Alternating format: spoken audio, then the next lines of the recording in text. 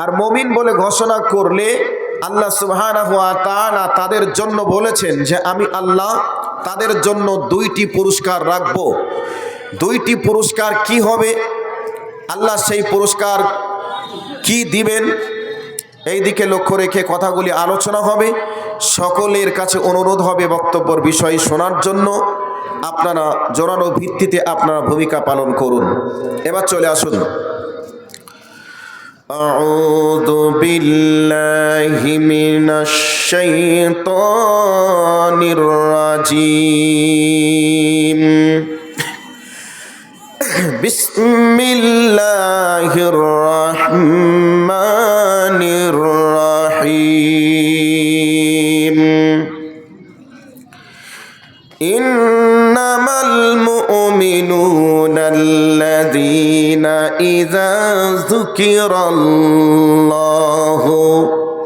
ওয়াজিলাত কুলুবুহুম ওয়া ইযা তুলিয়াত আলাইহিম আয়াতুহু যাদাতুহুম ঈমানাও ওয়া আলা রাব্বিহিম ইয়াতাওয়াক্কালুন।